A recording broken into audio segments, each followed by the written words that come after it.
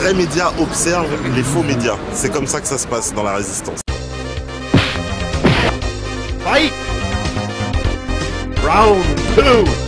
Voilà, donc on a les merdias avec nous. D'un côté les médias, de l'autre côté les merdias. On vous filme nous aussi, on vous regarde. Ils sont venus en caméra cachée. C'est-à-dire que là derrière nous, donc on a une chaîne de télévision qui est probablement la RTBF, donc qui nous a présenté, cet événement que nous on qualifie comme historique, comme le plus grand congrès antisémite depuis la Seconde Guerre mondiale. Hein, où vous dire Hitler, quoi, je veux dire, on n'avait pas vu plus gros avant. Donc je pense qu'ils sont venus nous filmer un peu comme aux zoos. Alors nous aussi on les filme. C'est un échange. Voilà. Donc on a la RTBF devant nous, donc voilà, nous aussi on filme. Je crois qu'on s'observe, vous voyez, ce face-à-face est assez fantastique. Ça démontre, vous voyez, les deux mondes. Vous voyez, d'un côté ce monde irréel, ce monde de l'imagination, et de l'autre côté la réalité. Voilà. C'est pas mal comme face-à-face. Il a abandonné d'ailleurs, vous avez vu. On va gagner. Va le voir, Patrick.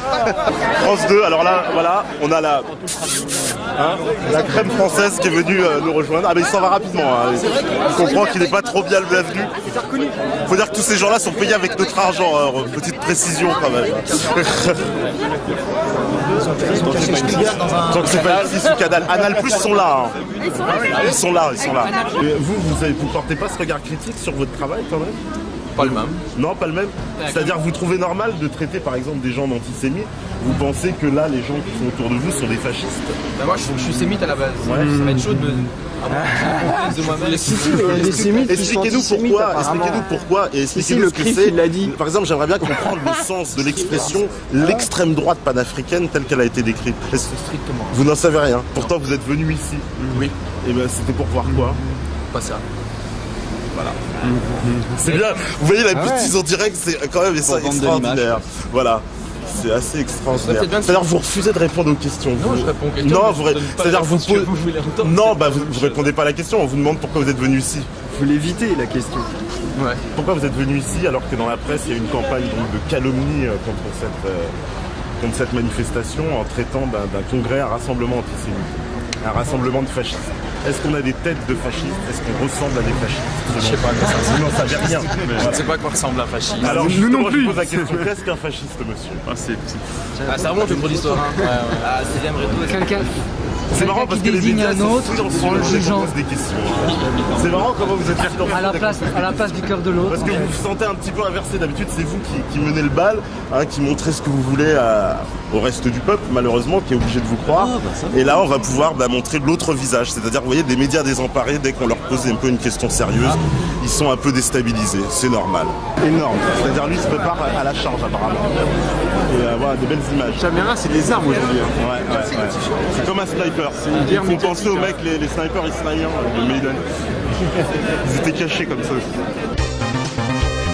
Donc j'aimerais bien comprendre pourquoi BFM est une chaîne qui fait constamment de la propagande et qui n'est jamais dans un soupçon d'objectivité, en tout cas quelque chose qui se rapproche d'un fait réel, mais toujours dans un mensonge. Hein, et pour ça, il suffit de voir les nombreux exemples et on peut demander qu'est-ce qui se passe, comment vous avez fait le traitement par exemple de la guerre en Libye.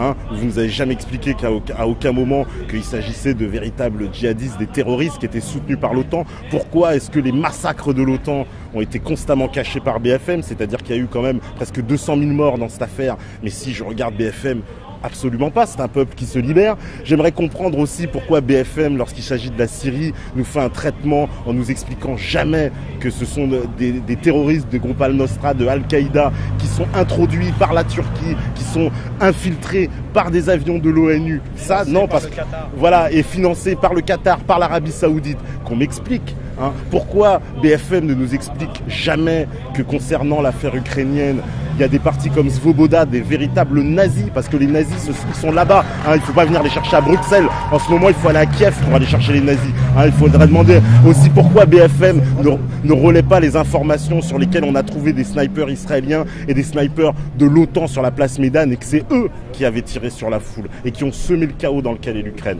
Voilà, j'aimerais bien que BFM un peu tienne son véritable rôle de média journaliste et nous explique ce qui se passe réellement dans le monde. Alors, messieurs les collaborateurs, comment vous pensez que votre travail s'effectue dans la bonne humeur? Tromper le peuple, est-ce une vocation ou est-ce que c'est naturel? Ah, il n'est pas là. Il n'est pas Pardon? là. Il n'est pas encore Il arrivé. n'est pas encore arrivé. Mais par contre, on aimerait bien savoir... En fait, c'est On aimerait bien savoir si la collaboration c'est naturel ou vous êtes forcé, c'est juste alimentaire ou alors vous avez vraiment des convictions dans ce que vous racontez. Vous n'avez rien à dire? Bah oui, mais les journalistes n'ont jamais rien à dire. Évidemment, vous racontez que des conneries, donc forcément, quand on vous pose des questions intelligentes, vous devenez silencieux. Mais moi, je vous pose une question, madame. Alors, madame, expliquez-nous, est-ce que c'est naturel la collaboration des médias? Est-ce que cette déformation de la réalité continuelle telle que vous la pratiquez, si vous vous forcez ou alors vous avez des consignes? Produit d'élevage. Vous venez voir ce qui se passe? Vous venez voir donc le plus grand rassemblement antisémite depuis la Seconde Guerre mondiale, comme ça a été déclaré dans la presse. Donc en direct, vous voyez, l'ambiance est assez tendue. Voilà, le face-à-face médiatique, là, ça va s'accentuer. Hein. C'est-à-dire c'est le début d'une nouvelle ère. Maintenant, les médias vont s'affronter directement. Il y aura deux images véritablement. Donc aussi bien qu'on a cette dichotomie au niveau du pays entre des collabos et des résistants, on observe ça un peu partout et les médias évidemment sont au centre de cette dichotomie. Simplement nous on commence à s'armer. Vous savez, ça me fait un peu penser aux Indiens d'Amérique qui ont commencé à résister le jour où ils ont eu des fusils, vous voyez. Et nous on a nos fusils, ils ont encore les tanks en face, mais il faut voir qu'on leur fait peur quand même. Tout d'un coup là, il faut que la peur change de camp. Voilà.